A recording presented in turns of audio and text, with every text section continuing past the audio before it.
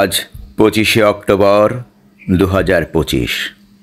তারিখটা অত্যন্ত সুন্দর, একটা ছন্দময় তারিখ। আমরা আজ এই তারিখে রওনা হলাম জনাব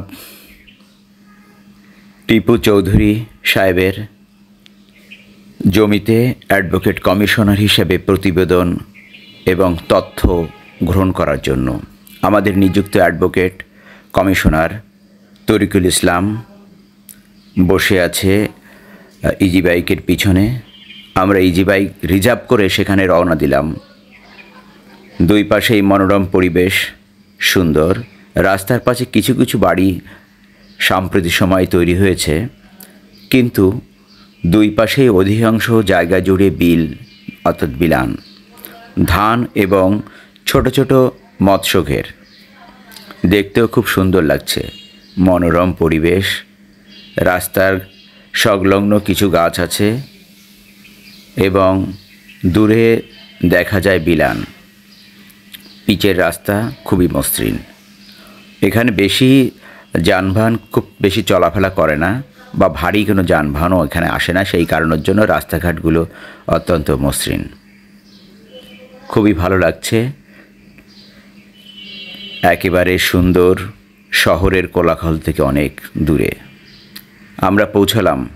আমাদের সাথে আছে আদালতের নিযুক্ত সহকারী অ্যাডভোকেট কমিশনার অমিত বিশ্বাস, জুয়েল মল্লিক, আর সামনে চলে গিয়েছে মূল অ্যাডভোকেট কমিশনার তরিকুল ইসলাম। তাকে সাহায্য করছে মাসুদুর রহমান। এই যে খেজুর গাছ, পাশে ছোট ছোট ডোবা দেখলেও এগুলো কিন্তু মাছের চাষ হয়। কিছু কিছু জায়গায় কাঁকড়া চাষ হতে পারে, অথবা ছোট ছোট মাছ, যে কোনো সিজনাল মাছ তারা চাষ করে। গরু দেখলাম, টিপু সাহেবের গরু কিনা জানি না, যাক নাদুস নুদুস, দেখতে সুন্দর লাগে। হাঁটতে হাঁটতে আমরা পৌঁছালাম টিপু সাহেবের পিতার রেখে যাওয়া বাগান বাড়িতে। এখানটা বেশ বড়, প্রায় 18-20 কাঠার মতন জায়গা জুড়ে সমতল স্থান। পাশেই হচ্ছে একটা ঘর। এখানে চৌধুরী সাহেবরা এখানে থাকে না, এখানে থাকার সম্ভাবনা নাই, কারণ এখানে এসি এসি দেওয়ারও জায়গা নাই। এখানে থাকে চৌধুরী সাহেবের ক্যাটেগাররা। এটা তেঁতুল গাছ। তেঁতুল গাছের তেঁতুল পাড়লাম, যথেষ্ট পরিমাণে তেঁতুল ধরেছে। আর আশেপাশে প্রচুর কলা গাছ দেখলাম, কলা গাছের তথ্য এবং সব কিছু আমাদের তথ্য নিলাম। ঝুটিকার মতন অনেক দূর চলেও এলাম আমরা। খাবার জন্য আমরা প্রস্তুত হয়ে ফিরে এলাম চৌধুরী সাহেবের নিজস্ব বাড়িতে। আমাদের সাথে আছে অ্যাডভোকেট শাম্মী আক্তার, সাবেক জেলা ও দায়রা জজের এপিপি। আমাদের মনোরম খাবার, অনেক অনেক খাবার, মাছ বারবিকিউ প্রকৃতি ধরনের, এবং এখানে আছে এটাও মাছ, সবজি, তারপরে আছে এখানে আর কি মাংস, না এটাও মাছ, আর আছে ডিম।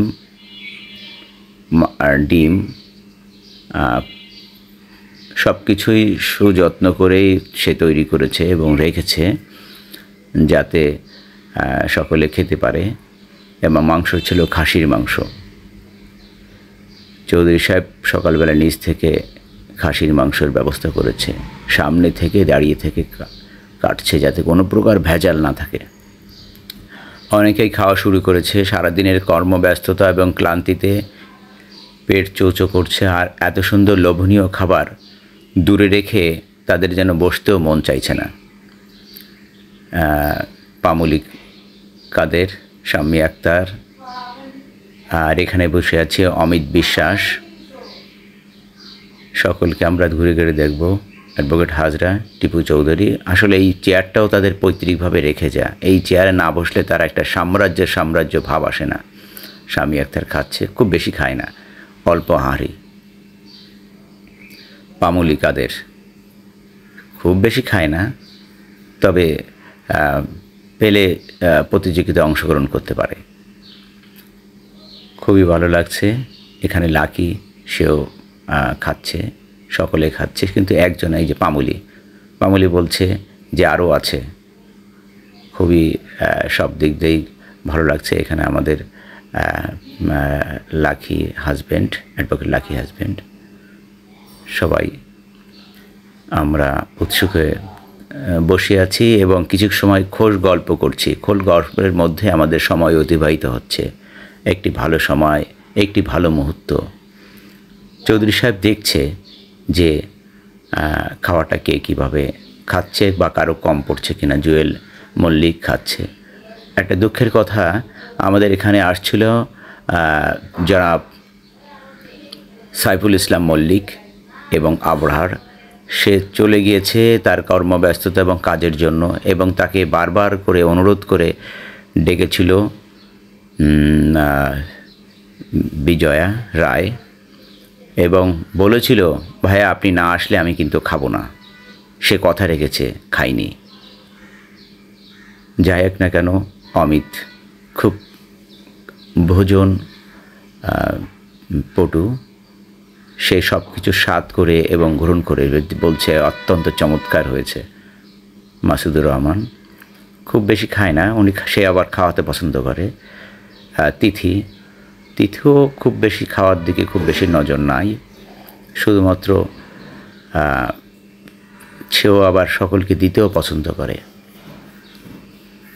আমরা ঘুরে ঘুরে দেখছি এবং খাওয়া শেষ করার পরে কিছুক্ষণ বসে থাকলাম। অ্যাডভোকেট কমিশনারের কাজের পরে কিন্তু শুধুমাত্র খাওয়া একটা কর্মব্যস্ততার মধ্যে কিছু সময় অতিবাহিত করা। এরপরে কিন্তু প্রতিবেদন থেকে আরম্ভ করে সব কিছুই কিন্তু ওই দিনকারই একটা নির্দিষ্ট ফ্রেমে করতে হয়, তা না হলে ভুলে যেতে হয়। এরপরে আমরা রওনা দিলাম আমাদের গন্তব্যস্থলে। বাড়িটা অনেক দূরে, যে যার স্থানে আবার যেতে হবে। রিজার্ভ করা গাড়ি ছিল, সেই গাড়িতে করে আমরা আবার বাড়ির দিকে রওনা দিলাম।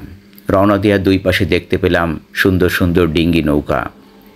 তারপরে স্থানীয় রমণীরা কেউ আবার নৌকায় আলকাতরা দিচ্ছে, কেউ আবার তাদের ঘরের গৃহস্থলী জিনিসপত্রগুলো ধুচ্ছে, আবার কেউ পাশে এসে গোসল করতে বসে আছে। সব কিছুই অত্যন্ত সুন্দর, মনোরম পরিবেশ।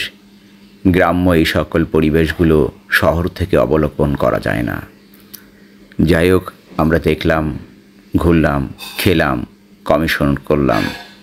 এই সব কিছু ছিল অত্যন্ত সুন্দরভাবে সমাপন হয়েছে।